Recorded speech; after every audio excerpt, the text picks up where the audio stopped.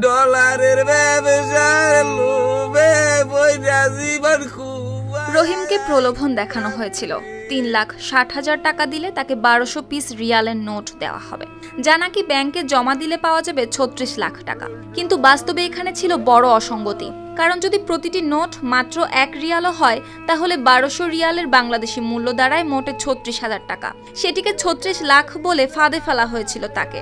এই অবাস্তব লোভ দেখিয়ে প্রতারক চক্র রহিমের কাছ থেকে হাতিয়ে নেয় পুরো 3 লাখ টাকা।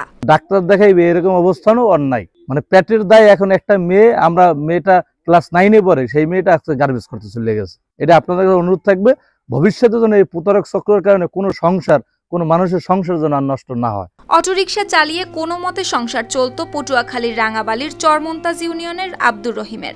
আশ্রয়ন প্রকল্পে স্ত্রী সন্তানকে নিয়ে তার প্রতিদিনের লড়াই ছিল দুবেলা খাবার জোগাড় করা। ঠিক সেই মানুষটি ভাগ্য বদলের আশায় পা দেন এই চক্রের সাজানো প্রতারণার ফাঁদে।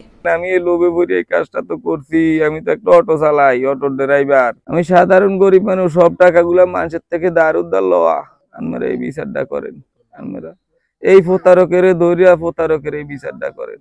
ভাইরা ভাই আলামিনের সূত্রে আলিপুর মহিপুর মৎস্য বন্দরে পরিচয় হয় সেলিম হাওলাদারের সঙ্গে। ফেরিঘাটে চুরি কানবালা বিক্রি করলেও আড়ালে সেলিম তৈরি করেছিল রিয়াল দেখিয়ে প্রতারণার পরিকল্পনা।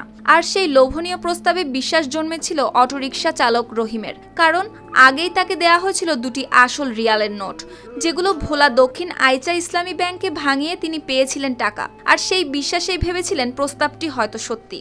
সকালবেলা আমার ঘরে না জানায় ওরা 2 ভাইরায় ওই টাকার লোভে ওই দেশে যায় ওই টাকাগুলা সিনসিরা ইয়া করিয়া সিনাই লইয়া যায়। আমরা হইন না, সবে তো কান্দাকাটি, কেউ বেউসি করে। আমার একটা মাইয়া কানতে কানতে আমরা সব মানুষ হাঁপটে লইয়া ঘরের ভিতরে আমার স্বামী করে অটো চালায়, খায়।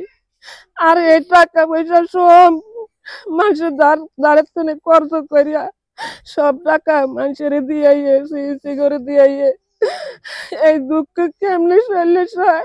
রহিম জানায় টাকার ব্যবস্থা করতে গিয়ে তিনি নিজের সঞ্চয় ভেঙেছেন, পাশাপাশি ধার দেনা আর সুদের উপর আরও টাকা এনে জোগাড় করেছিলেন মোট 3 লাখ টাকা। কিন্তু টাকা দেওয়ার দিন ঘটল সর্বনাশ। 3 ডিসেম্বর সকালে বরিশালের বাকেরগঞ্জ উপজেলা স্বাস্থ্য কমপ্লেক্সের গেটের সামনে ঠিক করা স্থানে হাজির হন রহিম আর তার ভাইরা ভাই আলামিন। রিয়াল দেখতে চাইলে সেলিমের সাথে থাকা সহযোগীরা আচমকায় তার হাতে থাকা 3 লাখ টাকা ছিনিয়ে নেয়। এরপর দ্রুত সটকে পড়ে তারা। আর এই খবর পরিবারের কাছে পৌঁছাতেই মাথায় যেন আকাশ ভেঙে। কালার এক্সপার্ট, জর্জ স্যাপ এবং মাইল্ড অন হ্যান্ডস টেকনোলজি সমৃদ্ধ অরিক্স ক্রিস্টাল ওয়াশ আপনার লন্ড্রি এক্সপার্ট।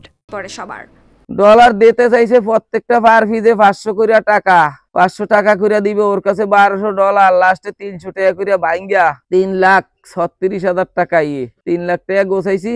পরে দালালে কইছে চলবো 3 লাখ টাকা দিয়ে ওরে বুঝাই টুজাই দিয়া আমরা এই ডলার মলার লইয়া চলিয়া দামু। এই প্রতারক কইছে আমাগো লোক, এই প্রতারক কইছে ডাইরেক্ট ওই হে দালাল ওই হইলো ডাইরেক্ট প্রতারক হয়। আমাগো লোক কইয়া আমার বাইরে কয় আরে ভাইয়া আমি চিনেন না ভাইয়া, ওই আমার লোক হয়, খালি প্লাস্টিকের মাল বান্ড সব বেচছে ভাইয়া। আমি চিনি ওরে আমি চিনি, আমি মহিপুরের থেকে চিনা ভাইয়া। আমি কোনো ভয় নাই লন, আমি যেই কাদকটা গোছান। আরে আমার একখান বাঙ্গা চুরা অটো, এই অটো বেচার পদক্ষেপ নিছি ভাই। বড় বাইরে গালি গালাজ করে কইছে আমার গাড়িটা বেচালান। আমারে এত লোভে ফালাইছে, এত লোভী হইয়া গেছি। এখন সুদের টাকার চাপ, সংসারের দৈনন্দিন ব্যয়, সব মিলিয়ে দিশেহারা হয়ে পড়েছেন রহিমের স্ত্রী আর সন্তানরা। আজকে 3 দিন এই ঘটনা, 3 দিনের ভিতরে ভাত না পানি না। আমি দুঃখ কারোর কাছে কইতারি না। স্বামী করে এরমের, আমি যদি হাঁপড়ে লয়ে যাই তাহলে আমার সংসার কিভাবে চলবে। স্থানীয়দের অভিযোগ, এমন প্রতারক চক্র দীর্ঘদিন ধরে সহজ সরল দরিদ্র মানুষকে টার্গেট করে আসছে। দ্রুত বেশি টাকা পাওয়ার স্বপ্ন দেখিয়ে তারা মানুষকে করছে সর্বশান্ত। প্রশাসন যারা আছেন সবার কাছে একটা আহ্বান থাকবে যে এই রহিমের এই তদন্তটা যেহেতু আপনাদের মাধ্যমে সুস্থভাবে তদন্ত হয় এবং এমন ভাবে যেন তা ওই প্রতারক চক্রের বিচারটা হয় যেন আর যেন কোনো প্রতারক চক্র সাধারণ মানুষের আর কোনো যেন ক্ষতি না করতে পারে।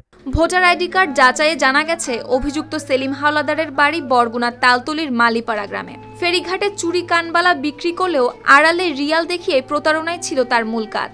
এখন সর্বস্ব হারিয়ে রহিম চাইছেন আইনের সহায়তায় টাকাগুলো ফেরত সহ ওই প্রতারকের দৃষ্টান্তমূলক শাস্তি। News desk, RTV।